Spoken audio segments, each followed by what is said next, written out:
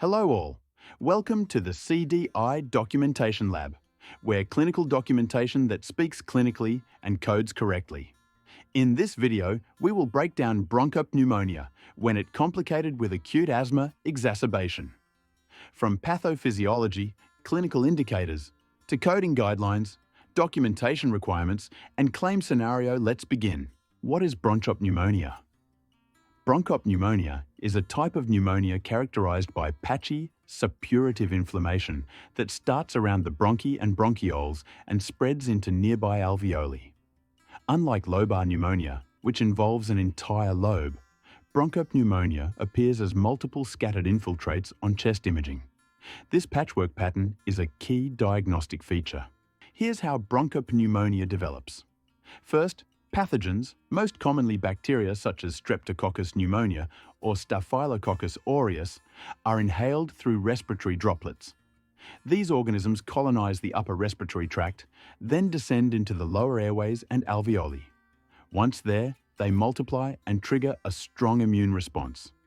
The combined effect of bacterial toxins and host inflammation damages the bronchi, bronchioles, and surrounding lung parenchyma. This results in pus-forming, patchy inflammation. In severe cases, complications may include lung abscess or empyema, where infection spreads to the pleural space. Bronchopneumonia. Clinical indicators. Let's look at the clinical indicators supporting bronchopneumonia. Symptoms may include fever or chills, productive cough with purulent sputum, shortness of breath, pleuritic chest pain, fatigue.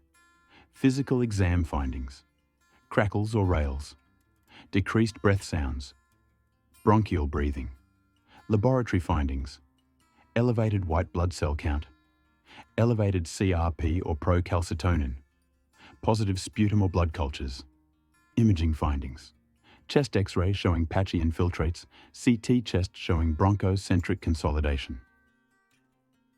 Asthma with acute exacerbation. Respiratory infections like bronchopneumonia are one of the most common triggers for asthma with acute exacerbation. An acute asthma exacerbation is a sudden worsening of asthma symptoms caused by airway inflammation, bronchospasm, and increased mucus production. So when a patient has bronchopneumonia and their asthma suddenly worsens, this is not just wheezing. This is a true acute exacerbation. Acute exacerbation. The most common cause of an exacerbation is infection in the lungs or airways, breathing tubes. This infection is often from a virus, but it may also be caused by bacteria or less common types of organisms. Exacerbations can also occur from inhaling irritating substances from the environment like air pollution or from severe allergies. The lungs react to infection or irritating substances by developing inflammation that makes the airways narrow from muscle tightness, swelling, and mucus. Now, indicators for asthma with acute exacerbation. Symptoms include wheezing, chest tightness, increased rescue inhaler use, nocturnal symptoms, acute dyspnea. Physical exam may show expiratory wheeze, prolonged expiration, accessory muscle use in moderate to severe cases. Objective findings may include decreased peak flow, if documented, hypoxia with low oxygen saturation, increased respiratory rate.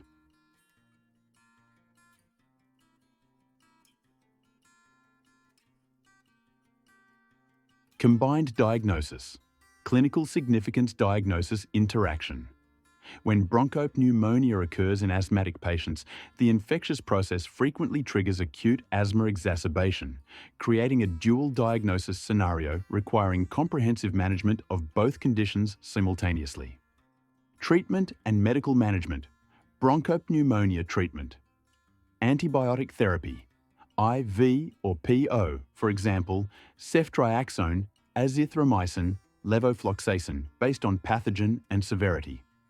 Supplemental oxygen therapy to maintain adequate saturation levels, IV fluid resuscitation for hydration and hemodynamic support, antipyretic medications for fever management, incentive spirometry to prevent atelectasis and promote lung expansion. Asthma exacerbation treatment, short-acting beta agonists, albuterol via nebulization or metered dose inhaler, systemic corticosteroids, IV methylprednisolone or oral prednisone, anticholinergic bronchodilators, ipratropium bromide, oxygen supplementation to correct hypoxemia, peak flow monitoring and serial respiratory assessments. Critical CDI documentation point terms such as wheezing due to infection or reactive airway disease are insufficient for coding asthma with acute exacerbation. The provider must explicitly document asthma with acute exacerbation in the medical record. Ambiguous terminology creates compliance risk and may result in query requirements or coding denial. Inpatient care can range from 3 to 5 days and for more severe cases, 5 to 7 days. Required provider documentation. To code both conditions compliantly, documentation should include for bronchopneumonia, type, if known, bacterial, viral, or unspecified, supporting imaging such as CXR or CT, antibiotic therapy, clinical impact, oxygen use, IV medications, monitoring. For asthma with acute exacerbation, asthma type or severity, if known, the exact phrase, acute exacerbation, trigger such as pneumonia or infection, escalation of treatment, nebulizers, systemic steroids. Bronchopneumonia without asthma. The DRG will be level 1 and at 0.44161 and weightage is 0.6174. With asthma exacerbation DRG is level 2 and it's 0.44162. Weightage is 0.7905.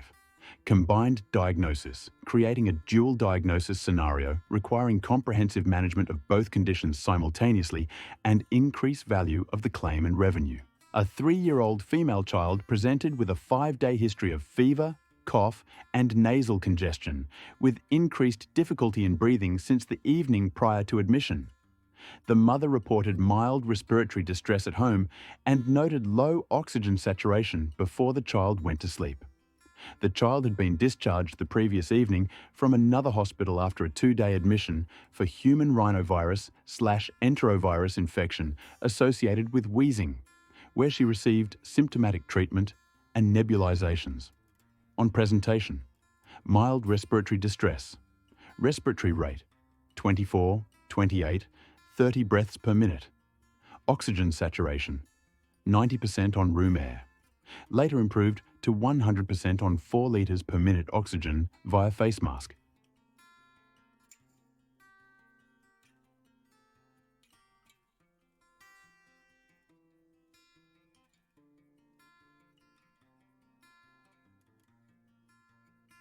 Chest examination revealed bilateral crepitations, occasional wheezes, bilateral rhonchi, mild tachypnea, good peripheral pulses and perfusion.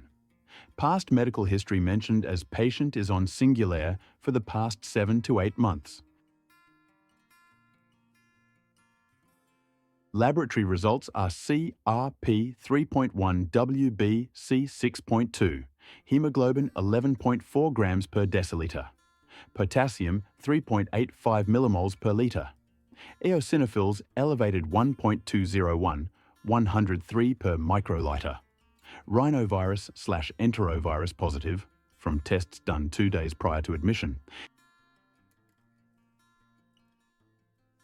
Chest X-ray findings.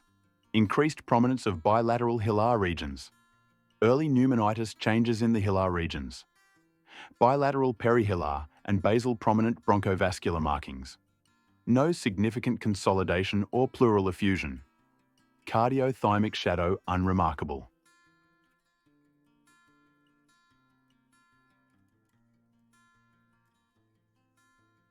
Hospital course. Child was placed on 1 litre per minute. Nasal cannula oxygen while sleeping. Oxygen saturation maintained with good perfusion. Antibiotics and nebulization with salbutamol. Heart rate 105 to 110 beats per minute during sleep.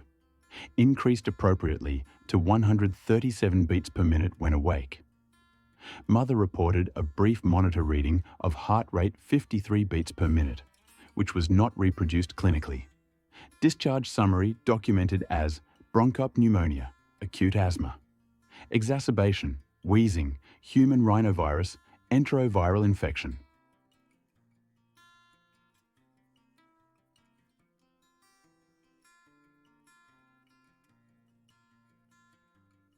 Supporting documentation to code bronchopneumonia and asthma. Acute exacerbation.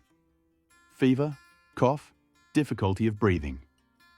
Patient is on singular in medication. Frequent infection of wheezing.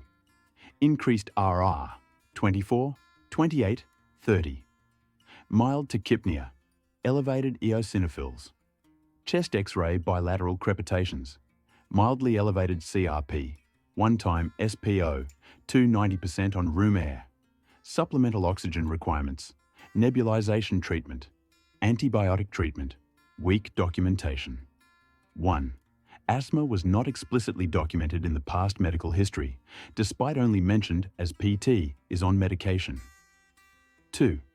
The physical examination did not document the use of accessory muscles or head bobbing. 3. Sputum characteristics, including purulence and volume, was not documented. 4.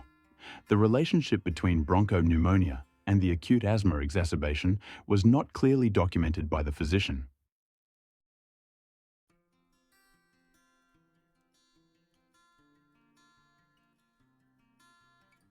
Thank you for watching.